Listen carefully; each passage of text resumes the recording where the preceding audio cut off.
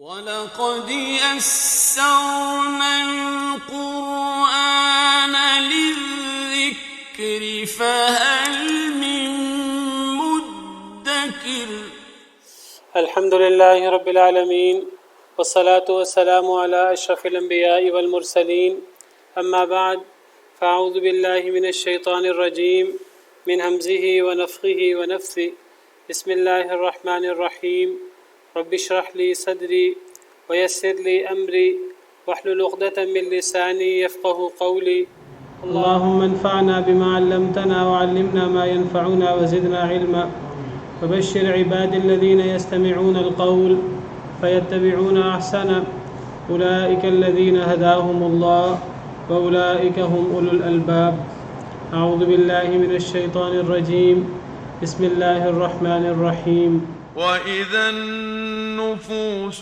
زُوِّجَتْ وَإِذَا الْمَوْءُودَةُ سُئِلَتْ بِأَيِّ ذَنبٍ قُتِلَتْ وَإِذَا الصُّحُفُ نُشِرَتْ وَإِذَا السَّمَاءُ كُشِطَتْ وَإِذَا الْجَحِيمُ سُعِّرَتْ وَإِذَا الْجَنَّةُ أُزْلِفَتْ عَلِمَتْ نَفْسٌ مَّا أَحْضَرَتْ فَلَا أُقْسِمُ بِالْخُنَّسِ الْجَوَارِ الْكُنَّسِ وَاللَّيْلِ إِذَا عَسْعَسَ وَالصُّبْحِ إِذَا تَنَفَّسَ إِنَّهُ لَقَوْلُ رَسُولٍ كَرِيمٍ ذِي قُوَّةٍ عِندَ ذِي الْعَرْشِ مَكِينٍ مُّطَاعٍ ثَمَّ أَمِينٍ وَمَا صَاحِبُكُم بِمَجْنُونٍ أعوذ بالله من الشيطان الرجيم بسم الله الرحمن الرحيم وَإِذَا النُّفُوسُ زُوِّجَتْ اور جب جانوں کو ملا دیا جائے گا اور جب روحوں کو ملا دیا جائے گا قیامت کی نشانیاں چل رہی ہیں سورہ تکویر کے شروع سے اذا الشمس کوورت واذا النجوم انکدرت ہم نے پڑھا تھا اس سورت کے شروع میں کہ نبی کریم صلی اللہ علیہ وسلم کی حدیث ہے آپ نے فرمایا کہ جو شخص چاہتا ہے کہ وہ سورہ شمس کو ایسے پڑھے جیسے وہ قیامت کو ایسے دیکھے جیسے کہ قیامت کے دن جیسے ہوگا ویسے ایک انسان دیکھے تو اسے پھر سورہ اذا الشمس کوورت سورہ اذا السماء انفطرت سورہ اذا السماء انشقت پڑھنی چاہیے۔ پچھلے لیکچر میں ہم نے یہ حدیث پڑھی تھی جی، یہ آپ کے سامنے حدیث ہے۔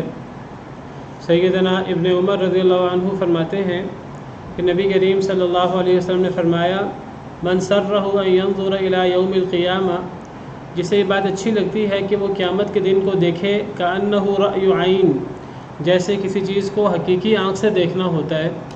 اگر کوئی شخص قیامت کو ایسے دیکھنا چاہتا ہے جیسے کسی شے کو حقیقی آنکھ سے دیکھنا ہو فلیقرأ، پس چاہیے کہ وہ پڑھے اذا الشمس کوورت سورہ اذا الشمس کوورت جو ہم پڑھ رہے ہیں، اذا السماء انفطرت سورہ اذا السماء انفطرت جو اس سے اگلی صورت ہے جس کو سورہ انفطار کہتے ہیں، اور وَإِذَا السَّمَاءُ انشقت اور سورہ اذا السماء انشقت جس کو سورہ انشقاق کہتے ہیں۔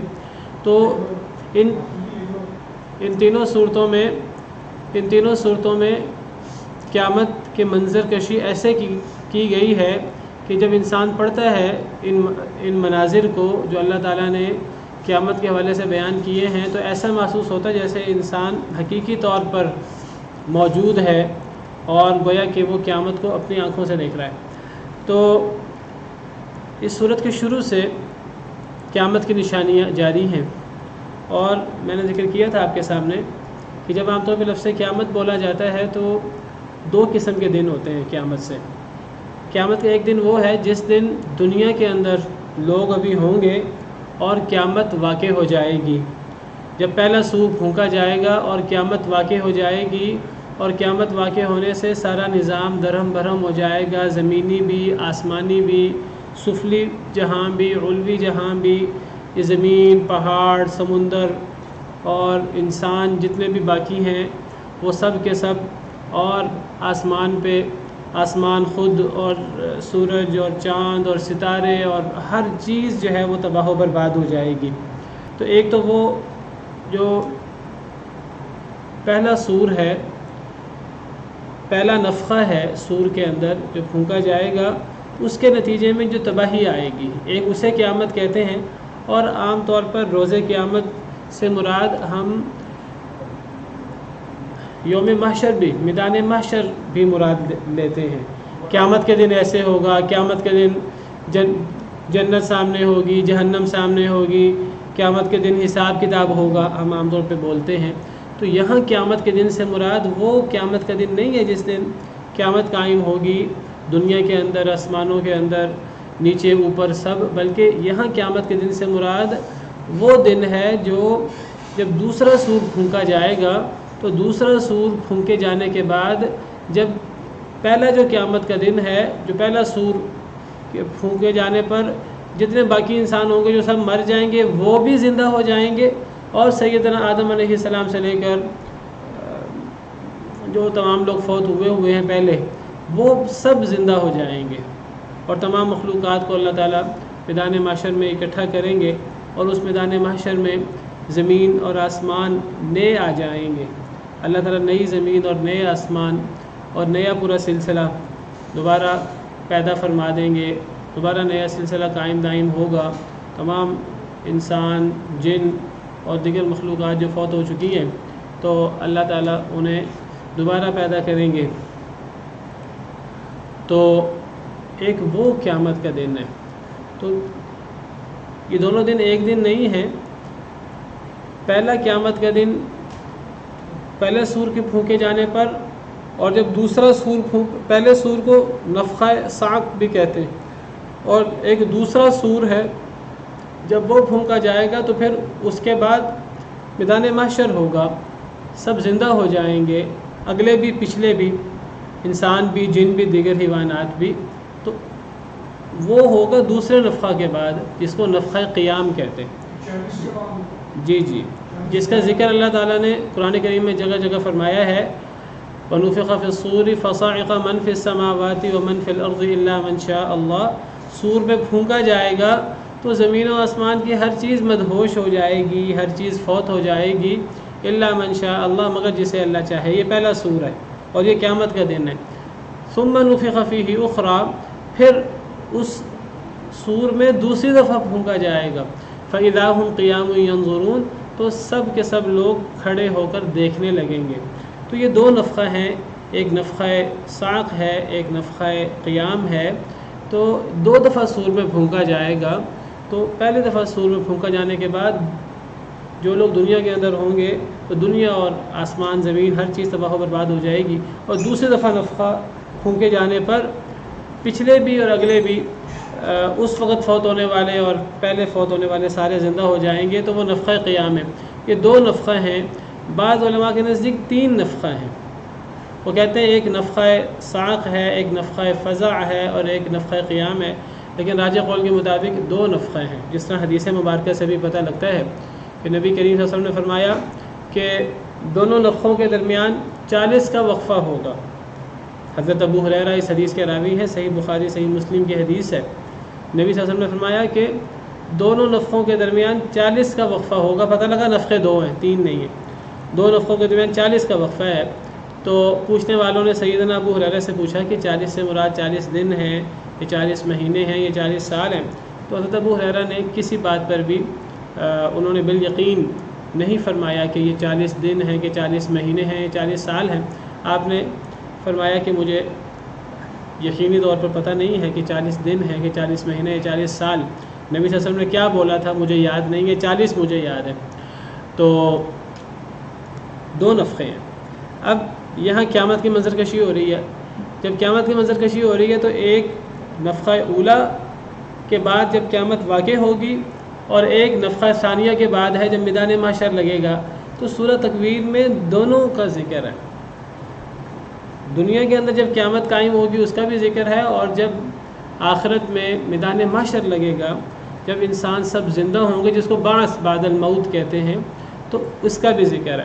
تو یہ 12 نشانیاں بیان ہوئی ہیں سورہ تکویر میں۔ ان 12 نشانیوں میں سے 6 نشانیاں، شروع کی 6، یہ دنیا کے اندر جو قیامت واقع ہوگی یہ اس کی 6 نشانیاں ہیں جو ہم پچھلے لیکچر میں پڑھ چکے ہیں، اور یہ 7ویں آیت سے لے کر 12ویں آیت تک، 12ویں 13ویں آیت تک یہ جو 6 نشانیاں آگے مزید ہیں، ایک نشانی 2 آیتوں میں ہے، تو یہ اگلی 6 نشانیاں، کل 12 نشانیاں ہیں، اگلی 6 نشانیاں یہ قیامت کی، روز قیامت کی ہیں، میدان محشر کی ہیں، نفخہ ثانیہ کے بعد کی ہیں۔ تو پہلی کل 12 نشانیاں ہیں، پہلی 6 نشانیاں یہ دنیا میں جو قیامت قائم ہوگی اس کی ہیں۔ وہ 6 نشانیاں صرف میں دہرا دیتا ہوں۔ اذا الشمس کورت، جب سورج لپیٹ دیا جائے گا، سورج تباہ و برباد ہو جائے گا، پہلی نشانی دنیا کے اندر۔ واذا النجوم انکدرت، جب ستارے جھڑ جائیں گے، مدھم ہو جائیں گے، بے نور ہو جائیں گے، یہ دوسری نشانی قیامت واقع ہونے کی دنیا کے اندر، دنیا اور زمین اور آسمان پر۔ اور تیسری نشانی جب پہاڑوں کو چلا دیا جائے گا، جب پہاڑ ریزہ ریزہ ہو جائیں گے، گرد و غبار کی طرح اڑیں گے اور اڑ کر ایک جگہ سے دوسری جگہ اور پھر وہاں سے بھی ختم ہو جائیں گے، تو یہ تیسری نشانی ہے۔ چوتھی نشانی وَإِذَا الْعِشَارُ عُطِّلَتْ، جب 10 ماہ کی حاملہ اونٹنی کو بھی چھوڑ دیا جائے گا، جب قیمتی چیزیں لوگ قیامت کے ڈر سے، موت کے خوف سے، جب موت آتی ہے تو انسان کے سامنے کسی چیز کی کوئی پرواہ نہیں ہوتی، سب سے زیادہ پرواہ اس کو اپنی جان کی ہوتی ہے، اپنی جان بچانے کی کوشش کرے گا لیکن وہ بھی نہیں بچا پائے گا، تو 10 ماہ کی قیمتی اونٹنی کو بھی کھلا چھوڑ دیا جائے گا، قیمتی چیزیں لوگ کھلی چھوڑ کر بھاگیں گے کسی طرح موت سے بچ سکیں، تو یہ چوتھی نشانی ہے۔ وَإِذَا الْوُحُوشُ حُشِرَتْ، اور جب وحشی جانور اکٹھے ہو جائیں گے، یہ 5ویں نشانی ہے۔ وَإِذَا الْبِحَارُ سُجِّرَتْ، اور جب سمندر جو ہیں وہ بھڑکا دیے جائیں گے، سمندروں کے اندر آگ لگ جائے گی، تو یہ 6ٹھی نشانی ہے۔ یہ 6 کی 6 نشانیاں یہ دنیا کے اندر قیامت قائم ہونے کی نشانی ہے۔ اور اب ہم 7ویں نشانی آج پڑھ رہے ہیں، وَإِذَا النُّفُوسُ زُوِّجَتْ، اور جب نفسوں کو ملا دیا جائے گا، یہ 7ویں نشانی ہے، اور یہ پہلی نشانی ہے میدان محشر کی۔ نفسوں کو ملا دیا جائے گا سے کیا مراد ہے؟ کئی تفسیریں مفسرین نے اس کی ہیں۔ ایک تفسیر یہ ہے کہ اچھے لوگوں کو اچھے لوگ اکٹھے ہوں گے، برے لوگ اکٹھے ہوں گے، مسلمانوں کے ساتھ گروہ کی شکلوں میں وہاں اکٹھے ہوں گے میدان محشر میں، سب انتظار کر رہے ہوں گے کہ حساب کتاب ہو۔ برے لوگ برے لوگوں کے ساتھ ہوں گے، یہودیوں کے ساتھ، عیسائیوں کے ساتھ، مجوسیوں کے ساتھ، ہر گروہ اپنے جیسے لوگوں کے ساتھ ان کو ملا دیا جائے گا۔ اور یہ اہل ایمان کے لیے بڑی خوشی کی بات ہوگی کہ اہل ایمان کے ساتھ سب کے چہرے چمک رہے ہوں گے، سب خوش باش ہوں گے، سب کو کوئی زیادہ فکر وغیرہ نہیں ہوگا، خوف غم نہیں ہوگا، خوش ہوں گے، چہرے چمک رہے ہوں گے۔ اور جہاں دوسری طرف جو پھٹکار والے چہرے ہیں اور اللہ کے نافرمان لوگ ہیں وہ اکٹھے ہوں گے، تو لوگوں کو، نفسوں کو ملا دیا جائے گا، ایک جیسے صفات والے لوگوں کو اکٹھا کر دیا جائے گا۔ ایک تفسیر یہ ہے، یہ میدان محشر کی بات ہے۔ دوسری تفسیر یہ ہے کہ جب روحوں کو ملا دیا جائے گا، یعنی ان کے جسموں کے ساتھ، یعنی جب جو سب مردہ تھے پہلے نفخہ کے وقت، ایک تو لوگ مرتے جا رہے ہیں، حضرت آدم سے لے کے آج تک اور قیامت تک مرتے جائیں گے، قیامت تک جتنے مر چکے ہیں وہ بھی، اور قیامت کے دن پہلے نفخہ میں جتنے لوگ مریں گے تو ان سب لوگوں کی روحیں ان کے جسموں سے نکل چکی تھیں، تو ان کی روحوں کو میدان محشر میں ان کے جسموں کے اندر دوبارہ ڈال دیا جائے گا، ان کی روحوں کو ان کے جسموں سے ملا دیا جائے گا، اور یہ دوبارہ سب زندہ ہو جائیں گے۔ تو یہ بعث بعد الموت کی بات ہے، اس کی پہلی نشانی ہے کہ روحوں کو جسموں سے ملا دیا جائے گا۔ اور بھی تفسیریں مفسرین نے کی ہیں۔ تو یہ پہلی نشانی ہے میدان محشر کی، اور یہ اوور آل 7ویں نشانی ہے۔ اور 8ویں نشانی وَإِذَا الْمَوْءُودَةُ سُئِلَتْ، اور جب زندہ درگور کی گئی لڑکی سے سئلت سوال کیا جائے گا۔ الموعودہ، موعود اسم مفعول ہے، جس کو زندہ درگور کیا گیا ہے، جس کو زندہ دفنا دیا گیا ہے، تو اس لڑکی سے سئلت سوال کیا جائے گا، بأی ذنب قتلت کہ کس گناہ کے ساتھ، کس گناہ کی وجہ سے قتلت اسے قتل کیا گیا۔ تو جب آپ کو پتہ ہے کہ عرب لوگ عورتوں کو منحوس سمجھتے تھے اور سمجھتے تھے کہ عورتوں کی وجہ سے ہمارا سر نیچا ہوتا ہے اور عورتوں کی وجہ سے ہم کسی کے سامنے سر اٹھانے کے، آنکھیں ملانے کے قابل نہیں رہتے اور یہ عورتیں ہمیں ذلیل کرتی ہیں، اور جب ہم ان کی شادی کرتے ہیں آگے تو ہمیں اگلے ان کے شوہروں کے سامنے اور ان کے خاندان کے سامنے ہمیں نیچا ہونا پڑتا ہے۔ تو وہ ان وجوہات کی بنا پر پیدا ہونے کے ساتھ ہی لڑکیوں کو زندہ درگور کر دیتے تھے، زندہ دفن کر دیا کرتے تھے۔ وہ کہتے تھے کہ یہی ان کے حق میں بہتر ہے کہ انہیں پیدا ہونے کے ساتھ ہی زندہ دفن کر دیا جائے تاکہ ان کی وجہ سے ہمیں ذلت کا سامنا نہ کرنا پڑے۔ حالانکہ ذلت عزت تو اللہ کے ہاتھ میں ہے، وہ انسان کو کسی اور ذریعے سے بھی مل سکتی ہے۔ تو یہ اس کا حل تو نہیں ہے کہ یہ سمجھا جائے کہ فلاں کی وجہ سے ذلت ہے اور پھر فلاں کو زندہ درگور کر دیا جائے۔ تو عرب لوگ بچیوں کو زندہ درگور کر دیتے تھے۔ تو اللہ تعالیٰ فرماتے ہیں اور جب زندہ درگور کی گئی لڑکی سے سوال ہوگا بأی ذنب قتلت کہ کس گناہ کی وجہ سے اسے قتل کیا گیا۔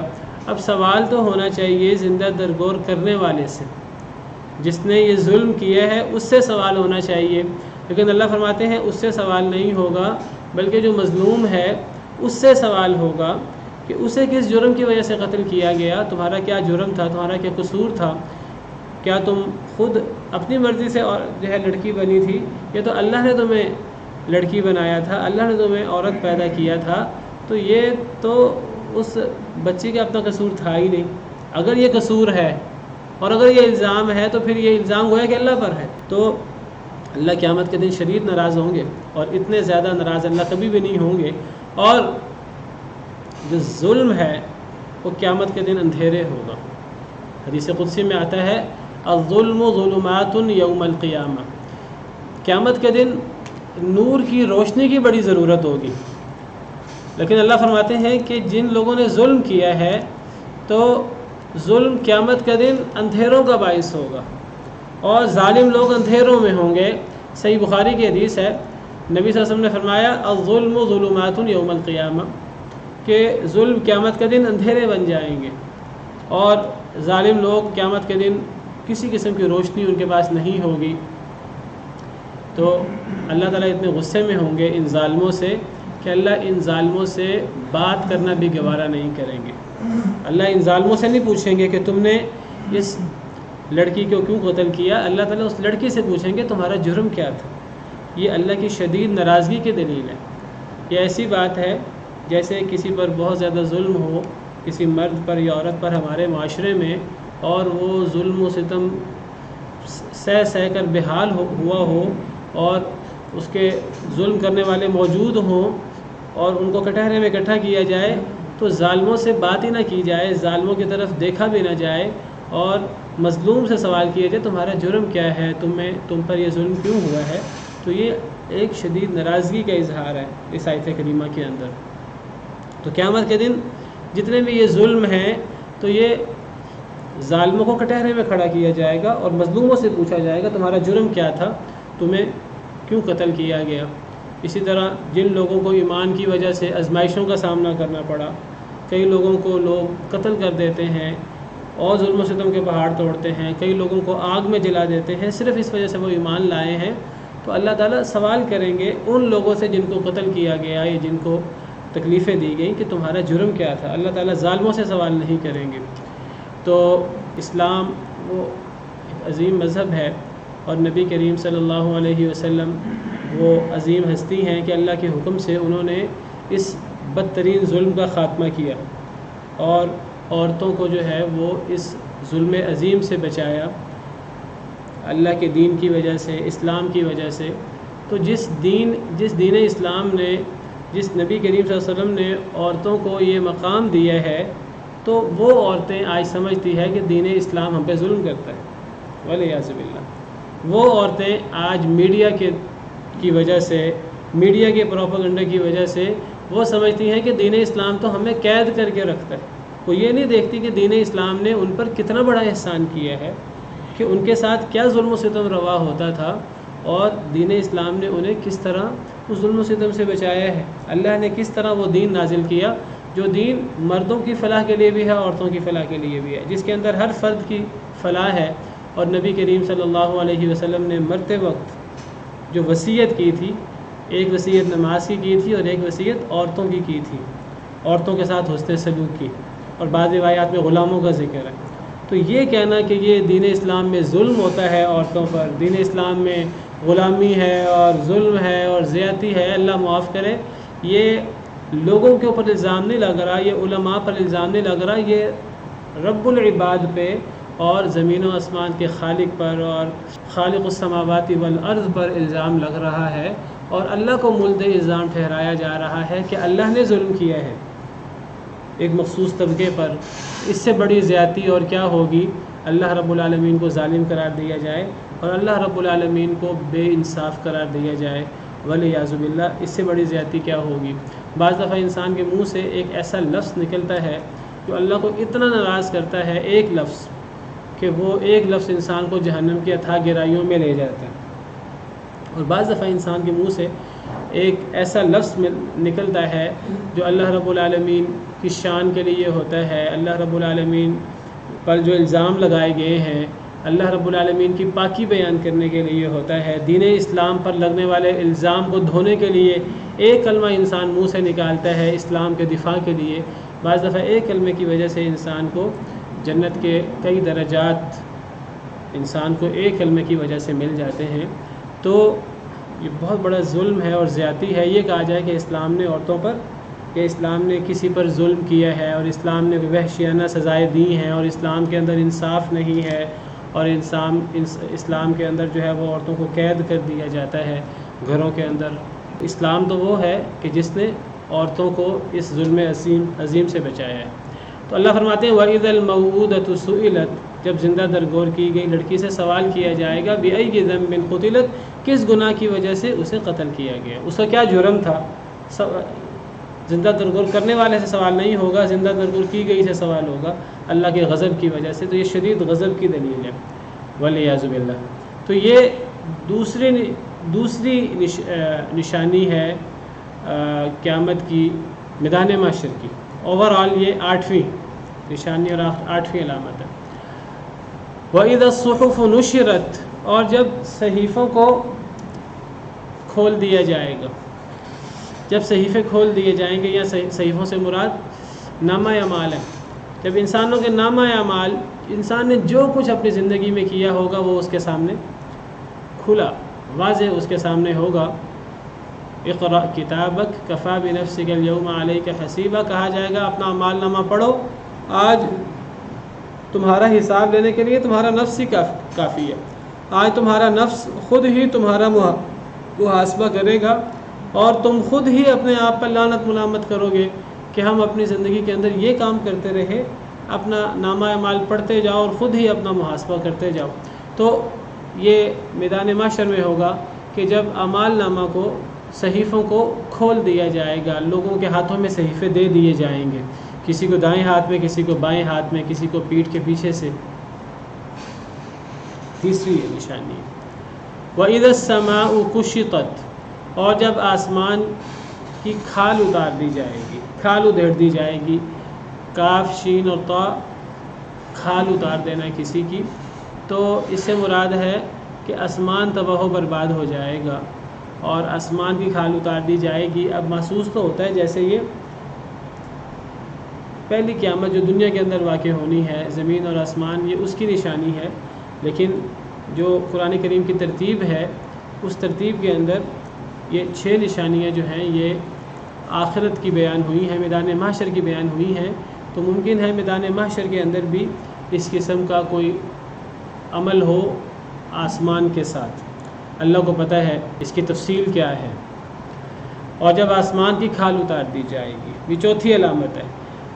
وَإِذَا الْجَحِيمُ سُعِّرَتْ، 5ویں نشانی میدان محشر کی، اوورآل 11ویں نشانی وَإِذَا الْجَحِيمُ سُعِّرَتْ، جب جہنم کو بھڑکا دیا جائے گا، جہنم جو ہے وہ بالکل تیار کر دی جائے گی کہ اب اس کے اندر ظالموں کو ڈالا جائے اور وہ ظالموں سے انتقام لے اور وہ انہیں سزا دے، جو اللہ نے ان کے لیے سزا رکھی ہے، تو جہنم کو بالکل جہنم کی آگ بھڑکا دی جائے گی۔ جہنم کی آگ بھڑکانے سے مراد یہ نہیں ہے کہ پہلے جہنم کی آگ جو ہے وہ بجھا دی گئی ہوگی اور پھر جہنم کی آگ کو جو ہے وہ بھڑکایا جائے گا، جلایا جائے گا، نہیں، وہ پہلے سے جلائی گئی ہوگی، اور اللہ تعالیٰ نے اس کو کب سے جہنم کو پیدا کیا ہوا ہے اور جہنم کو بھڑکایا ہوا ہے، اور جہنم بھڑک رہی ہے اور وہ انتظار کر رہی ہے۔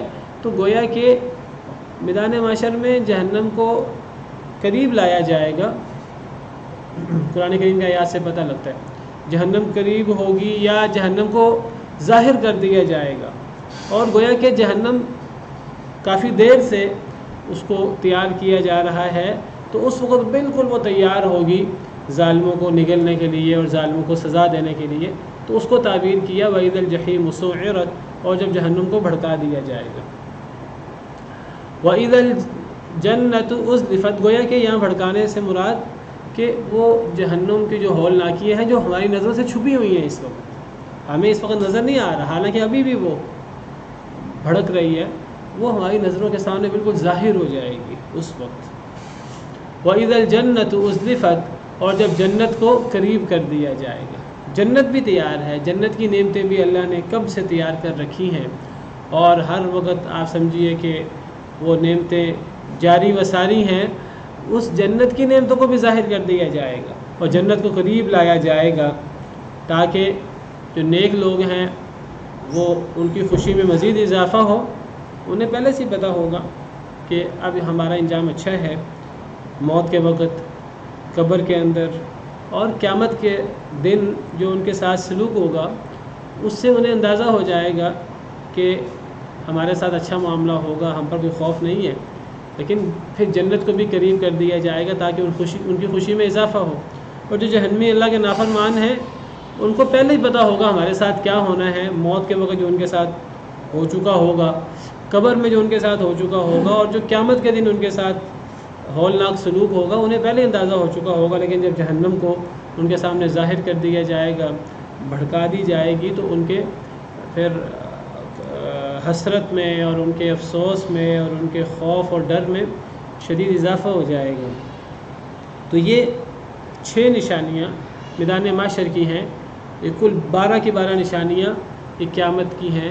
6 نشانیاں نفخہ اولیٰ کے بعد اور 6 نشانیاں نفخہ ثانیہ کے بعد۔ علمت نفس ما احضرت، جان لے گی ہر جان، ہر نفس جان لے گا ما احضرت، جو اس نے حاضر کیا۔ اب جب جہنم بھی سامنے ہے، بھڑک رہی ہے، ظاہر کر دی گئی ہے، اور جنت کو قریب کر دیا گیا ہے، یہ نیک لوگوں کے اعزاز میں، بجائے سے کہ نیک لوگوں کو جنت کے پاس لایا جائے، جنت کو نیک لوگوں کے پاس، نیک لوگوں کے قریب کر دیا جائے گا۔ وَأُزْلِفَتِ الْجَنَّةُ لِلْمُتَّقِينَ غَيْرَ بَعِيدٍ، سورہ قاف میں جنت کو قریب کر دیا جائے گا متقین کے لیے، یہ دور نہیں ہوگی۔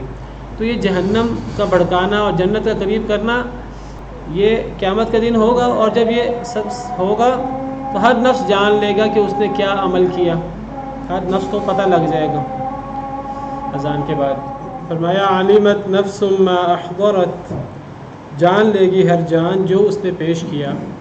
جب جنت قریب لائی جائے گی، جب جہنم بھڑکا دی جائے گی، ظاہر کر دی جائے گی، تو اس وقت اب ہر شخص کو پوری طرح یقین آ جائے گا کہ اب میرے اعمال کیسے ہیں اور اب میرے ساتھ کیا ہونے والا ہے۔ ہر شخص کو پتہ لگ جائے گا، ہر شخص کو پتہ لگ جائے گا کہ وہ کیا عمل لے کر حاضر ہوا ہے میدان محشر میں، یعنی دنیا سے۔ دنیا میں اس نے کیا عمل کیے تھے، اور اب اس کے پاس توشہ آخرت کیا اعمال ہیں، اور وہ دنیا سے کیا عمل اس نے آگے بھیجے ہیں، اور کیا عمل وہ پیچھے ہی چھوڑ آیا ہے، اور کیا اعمال اس نے میدان محشر میں اپنے پاس حاضر کر لیے ہیں۔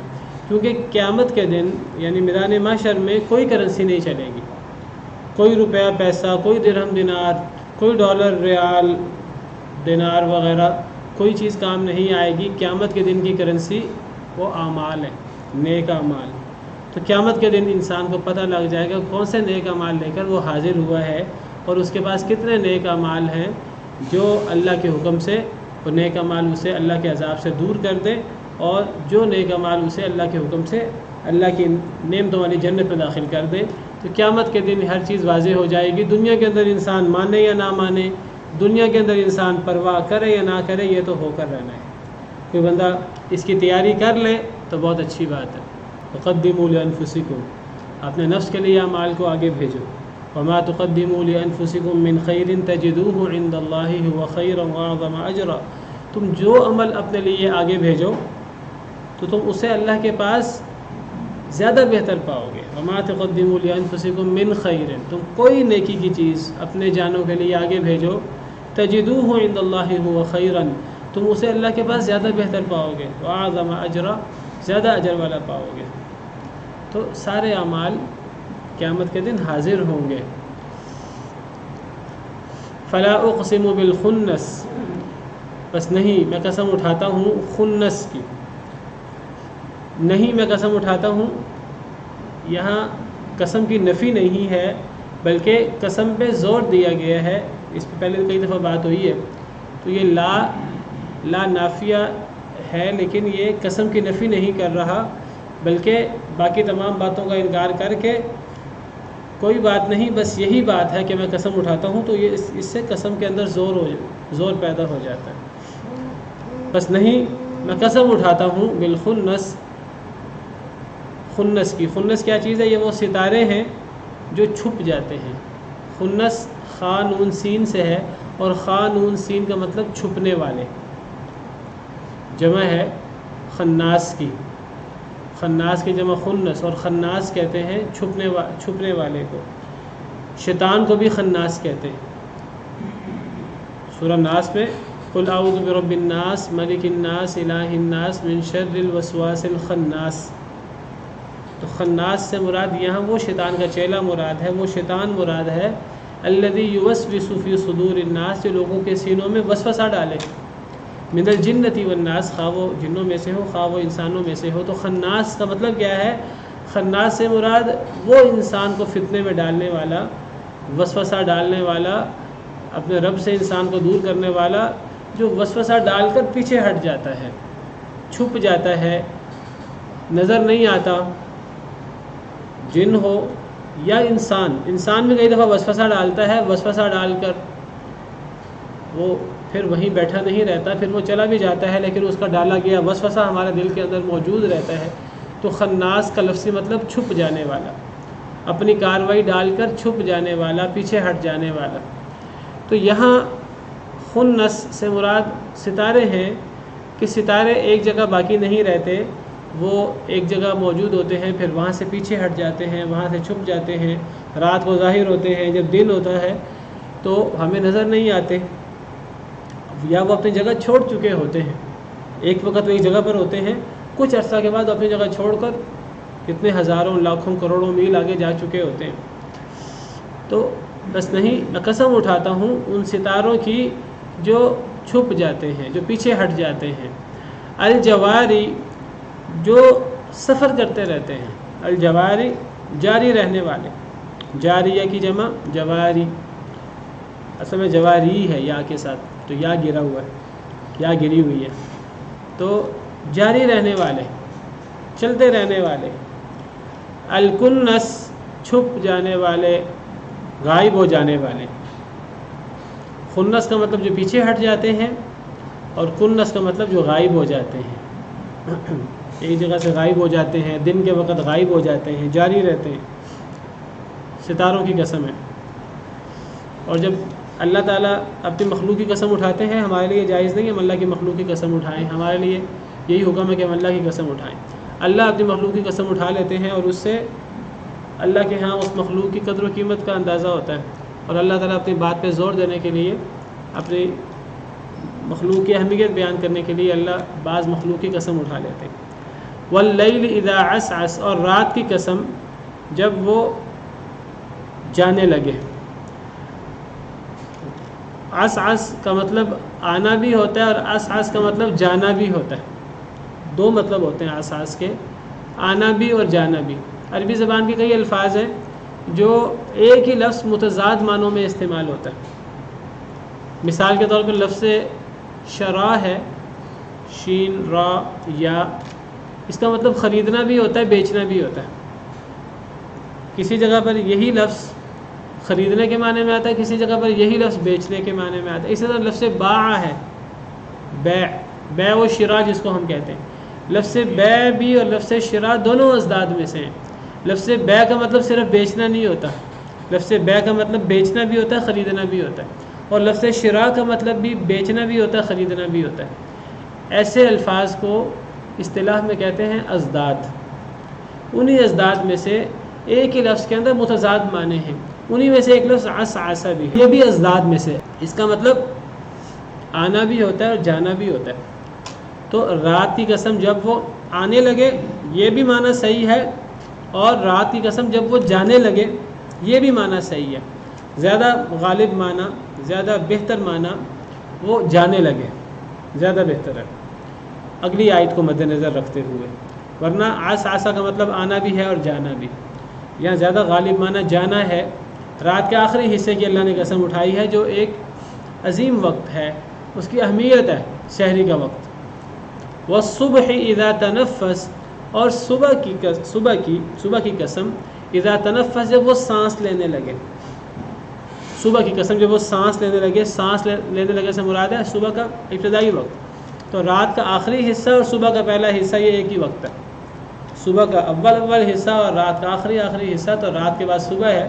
تو دونوں آیتوں کو مد نظر رکھیں تو عسعسہ سے مراد جانا ہوگا، اور صبح اذا تنفس سے مراد سانس لینا۔ تو یہ وہ جو عظیم سحری کا وقت ہے جس میں اللہ تعالیٰ دعائیں سنتے ہیں، اور نیک لوگ اللہ سے اس وقت استغفار کرتے ہیں، وبالاسحار هم یستغفرون، اور سحری کے وقت وہ استغفار کرتے ہیں، والمستغفرین بالاسحار۔ تو اللہ نے اس وقت کی قسم اٹھائی ہے، ستاروں کی قسم اٹھائی، رات کی قسم جب وہ جانے لگے، اور صبح کی قسم جب وہ سانس لینے لگے۔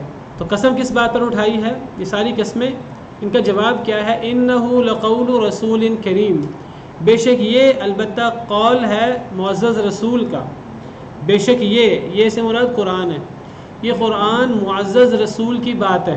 اصل میں یہاں معزز رسول سے مراد جبریل امین علیہ السلام ہے۔ قریش مکہ نبی کریم صلی اللہ علیہ وسلم پر الزام لگاتے تھے کہ آپ یہ جو قرآن کے نام پر ہمارے سامنے یہ پیش کر رہے ہیں، یہ آیات، یہ قرآن کی آیات نہیں ہے، یہ آپ پر شیطان اترتا ہے اور شیطان آپ کو وسوسے ڈالتا ہے، والعیاذ باللہ۔ اللہ تعالیٰ نے قسمیں کھا کر تردید کی ہے۔ اللہ تعالیٰ قسم نہ کھائیں، اللہ کو ضرورت نہیں ہے قسم کھانے کی، لیکن ان کے غلط عقیدے کا شدت سے رد کرنے کے لیے اللہ نے قسمیں کھا کر فرمایا کہ یہ شیطانوں نے آپ پر وسوسہ نہیں ڈالا، یہ شیطان آپ کو وحی نہیں کرتے، یہ وحی کرنے والا آپ کو اللہ کا معزز فرشتہ ہے، رسول، معزز رسول۔ یہ معزز رسول کی بات ہے، وہ معزز رسول آپ پر یہ وحی لایا ہے، اور وہ اس کی اپنی ذاتی بھی نہیں ہے، وہ اللہ کی طرف سے وحی لے کر آیا ہے۔ تو آپ کو یہ جو قرآن کی آیات کی وحی ہوتی ہے، اور آپ اس وحی کو لوگوں کے سامنے ڈرانے کے لیے پیش کرتے ہیں، تو وہ جو لوگ الزام لگاتے ہیں آپ پر کہ آپ پر شیطان اترتے ہیں، اللہ فرماتے ہیں آپ پر شیطان نہیں اترتے، جس نے سورہ شعراء میں فرمایا وما تنزلت به الشیاطین، شیطان آپ پر نہیں اترتے، وما ينبغي لهم وما يستطيعون، ان کے یہ لائق نہیں ہے اور وہ طاقت بھی نہیں رکھتے، شیطان یہ طاقت بھی نہیں رکھتے کہ قرآن سن کر وہ نبی تک وہ قرآن پہنچا دیں۔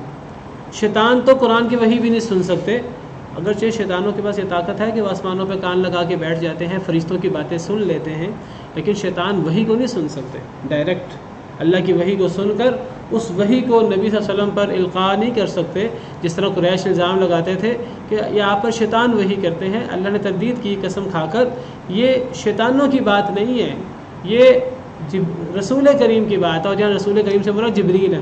جبریل امین کیوں ہے؟ اگلی آیات سے پتہ لگ رہا ہے، صفات سے جبریل امین مراد ہے۔